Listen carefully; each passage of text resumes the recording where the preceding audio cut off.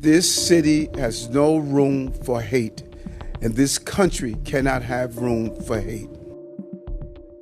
As mayor of the largest Jewish community outside of Israel, this isn't a philosophical discussion for me. It's a level of clarity that we must all express. The Jewish community feels, believes, and are under attack when you look at the numbers. You can't be 10% of the city and have over 60% of the hate crimes.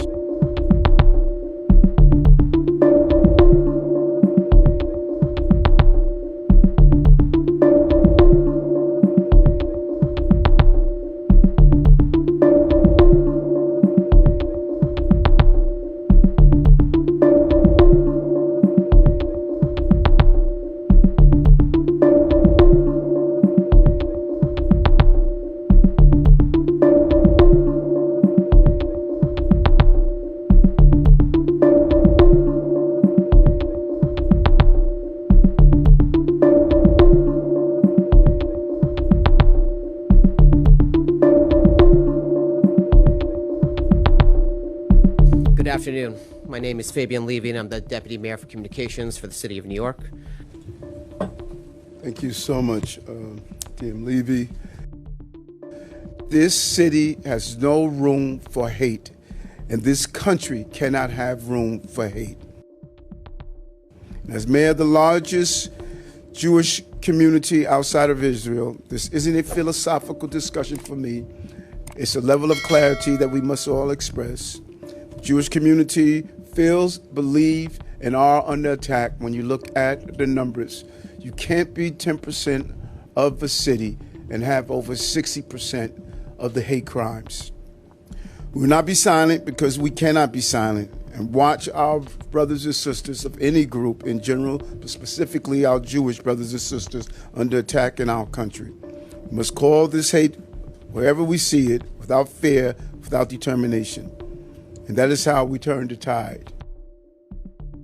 To have Yaron and Sarah, two employees of the Israeli embassy, to be assassinated in public view is something that will leave a scar not only on Jewish citizens of this city and country, but for all of us of goodwill.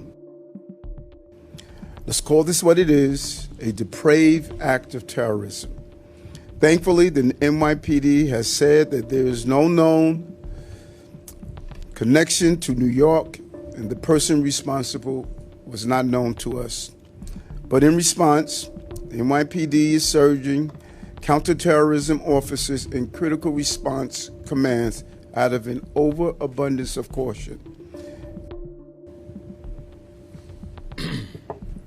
Thank you, Mr. Mayor. I called the mayor and called Rabbi Potasnik early this morning as soon as I heard about what had happened, because it is very important that we understand that this is not just a problem for one community.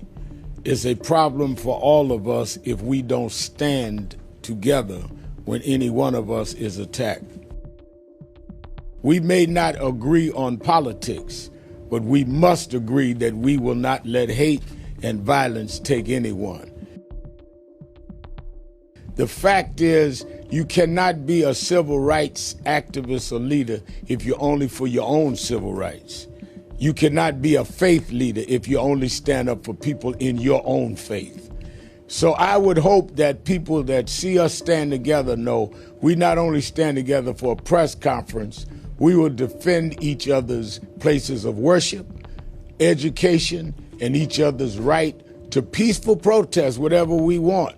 But you give people that peacefully protest a bad name when you turn naked, raw hate vigilantism and try to cover it that you're standing for a cause other than your own erosion of morality.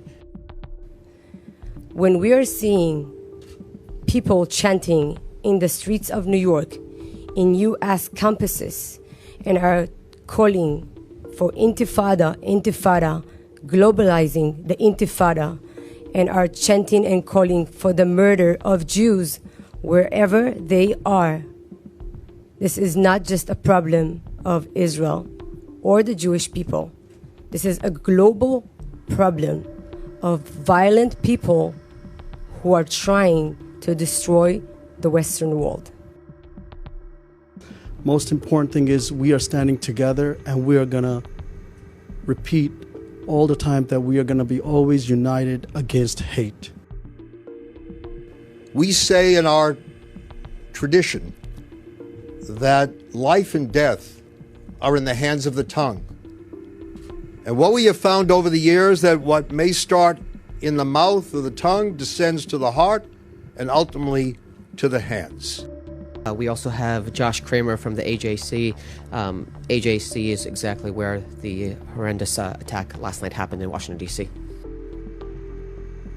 Our worst fears have been realized. Jewish communities from D.C. to Tel Aviv to Paris and here in New York are mourning this devastating murder outside the AJC Young Diplomats reception at the Capitol Jewish Museum in Washington, D.C. Yaron Lashinsky was a member of the political department at the Embassy of Israel and focused on Middle East issues. He was also a friend, reserved, but always had a smile on his face. He was a welcoming presence. He attended numerous AJC events throughout his time in Washington, and at last night's event he shared how excited he was to be going back home to spend Shavuot with his family in Israel. It was also reported that he had recently purchased an engagement ring that he planned to give to Sarah when they traveled to Israel in the coming days.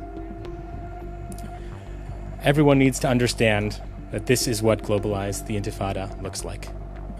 We cannot separate the violence from the dangerous rhetoric that fuels hate and conspiracies against Jews. What happened to this young couple leaving a Jewish event last night was anti-Semitism. Full stop.